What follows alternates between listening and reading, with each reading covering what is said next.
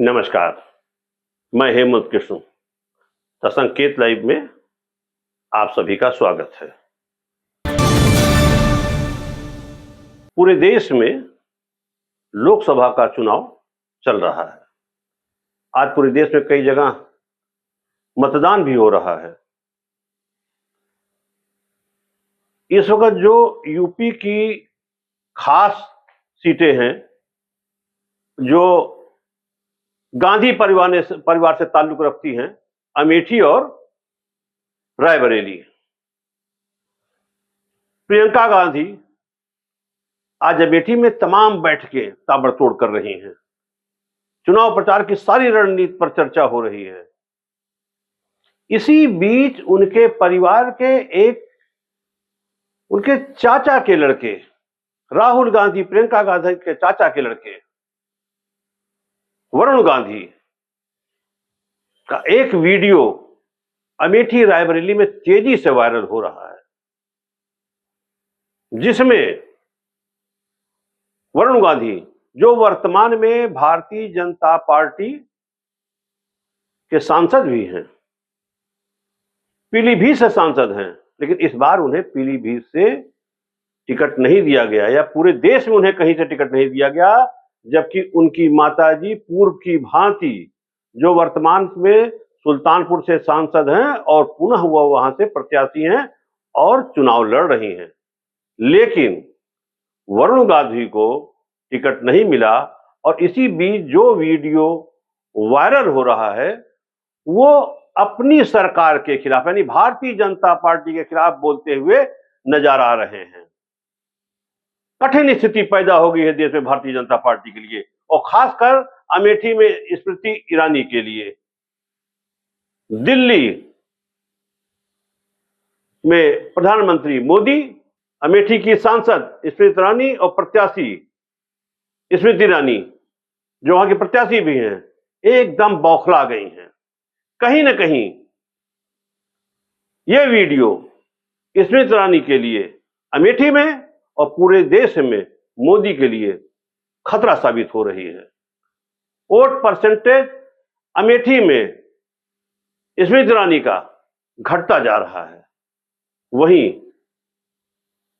जो कांग्रेस प्रत्याशी हैं, उनके पक्ष में यही वीडियो माहौल बनाता दिखाई पड़ रहा है। देखिए वरुण गांधी का वीडियो।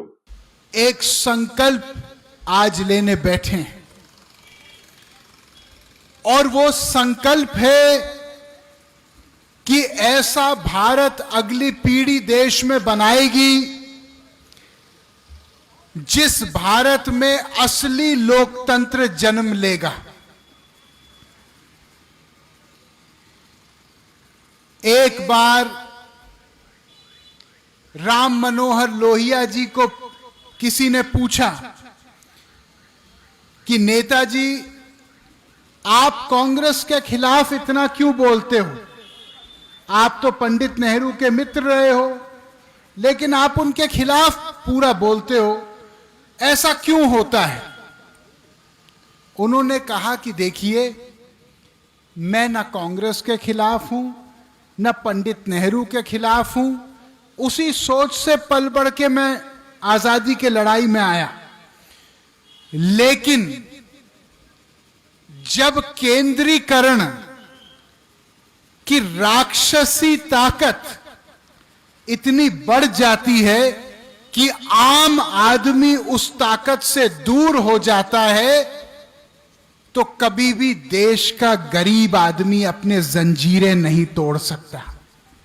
भाइयों, हम इसलिए सांसद नहीं बने हैं कि हम मंच की बात आप तक पहुंचाएं। हम सांसद इसलिए बने हैं कि आपकी बात मंच पर बोल पाएं। जब इस देश में बेरोजगारी खत्म होगी, जब सबकी बेटियों और बेटों को काम मिलेगा भरपूर, तो वरुण गांधी बेरोजगारी की बात करना बंद करेगा। जब इस देश में जो आज सरकारी नौकरियों 10 सरकारी नौकरियों में से 7 सरकारी नौकरी केवल संविदा पे रेवड़ी की तरह बांटी जा रही हैं, और ऐसे ही गाजर मूली की तरह उन लोगों को कभी फेंका जाता है पूरा काम लेने के बाद, जब उनको पूरी तनख्वाह नहीं मिलती और 2-2, 4-4 हजार रुपए में उनसे 12-12 घंटा काम लिया जाता है। तो वरुण गांधी अगर ये नहीं बोलेगा तो फिर इस राष्ट्र का झंडा उठाने का संकल्प मैंने कैसे किया अपने हाथ में।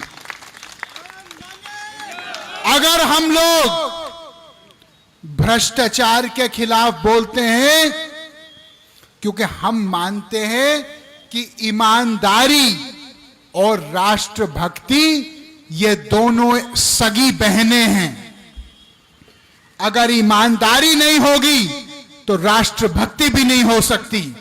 जो लोग कमीशन खाते हैं, जो लोग पहले कच्चे मकान में रहते थे, फिर जनप्रतिनिधि बनने के बाद अरबों के महल बना रहे हैं, जो कॉलोनियां काट रहे हैं, जो लोगों का हक छीन रहे हैं, अगर वरुण गांधी आवाज नहीं उठाएगा तो क्या ये लोग आवाज उठाएंगे?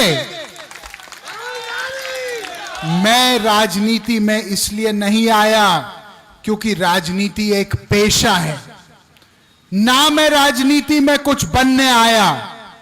मैं राजनीति में आया तो इस मिट्टी की खुशबू जो मुझे लगती है, इसका मान सम्मान बढ़ाने के लिए मैं आया हूं। मैं इसलिए आया हूं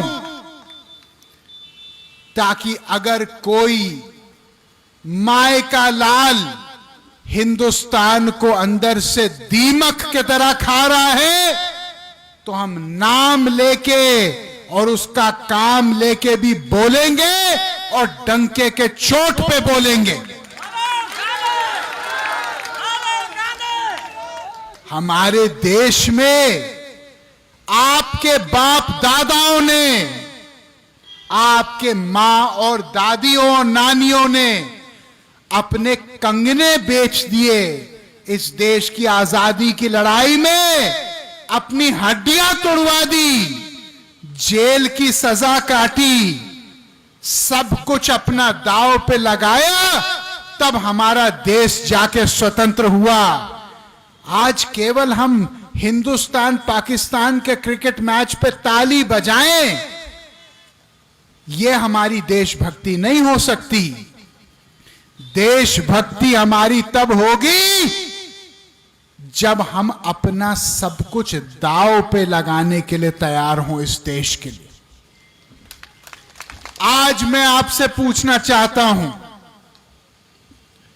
कितने लोग यहां पे, हाथ उठाइए, कितने लोग यहां पे इस देश को प्यार करते हैं? हाथ उठाइए। कितने लोग अपने बच्चों को प्यार करते हैं? अपना हाथ उठाइए। अब मैं एक बात आपसे पूछना चाह रहा हूं, आज जब आप गरीबी देखते हैं, आप बेरोजगारी अपनी पाते हैं, आप अपने बढ़ते हुए इलाज के दाम को देखते हैं, आप अपने बच्चों की बढ़ती हुई स्कूल फीस को देखते हैं, आप दूध के, दही के, सब्जियों के, फलों के बढ़ते हुए कीमत को देखते हैं, तो क्या आपको नहीं लगता आपके इस बेटे वरुण गांधी को इनके खिलाफ आवाज उठानी चाहिए कि नहीं उठानी चाहिए? भाइयों, जब मैं राजनीति में आया तो मैं एक शंकराचार्य महाराज के पास गया, मैंने उनके चरण छुए, मैंने कहा महाराज कुछ हमको ऐसा बताइए कि आजीवन हम लोग इसको गांठ बांध करके अपनी राजनीति का नींव बनाएं। उन्होंने केवल 2 लाइनें बोली। उन्होंने कहा, एक बेटा, दूसरों के हमेशा काम आना, और दूसरा बोले कि सच्चाई के मामले में कफन बांध के हमेशा चलना। उन्होंने कहा कि तुमको मैं आशीर्वाद इसलिए नहीं दे रहा हूं कि तुम एक सांसद, मंत्री ये सब बनो। तुमको मैं आशीर्वाद इसलिए दे रहा हूं कि इस देश में जहां भी अन्याय और जब भी अन्याय होगा, तुम उसके खिलाफ एक क्रांतिकारी बन के बोलोगे। हमारे बाबा जी बैठे हैं यहां पे, प्रणाम करता हूं बाबा जी आपको। एक तो बाबा जियों को हमने पाल दिया, अभी इनको देख के दूसरे बाबा जी भी आ गए कि हमारा नंबर भी कहीं ना आ जाए। क्या गलत कह रहे हैं? कह रहे भाई एक दो बाबा जियों का नंबर लग गया, हो सकता है हम मीटिंग में आए कल हमारा भी लग जाए नंबर। जय हो बाबा जी आपकी। इनको अभी से माला पहना दो भैया। भाइयों, मैंने इस बार संसद में एक निजी विधेयक सदन के पटल पे डाला है, जिसको कहते हैं भरोसा भारतीय रोजगार संहिता। आपने ये पूरा वीडियो देख लिया होगा। अब ये वीडियो किशोरीलाल शर्मा, जो अमेठी में कांग्रेस के प्रत्याशी हैं, उनके लिए कितना फायदेमंद साबित होगा और स्मृति ईरानी के लिए कितना नुकसानदेह साबित होगा, यह तो 4 तारीख को जब मतदान की गिनती पूरी हो जाएगी तभी पूरी तस्वीर साफ होगी। लेकिन एक बात तो साफ है, यह वीडियो भारतीय जनता पार्टी के लिए और स्मृति ईरानी के लिए अमेठी में बहुत गड़बड़ साबित हो रहा है। नमस्कार दोस्तों।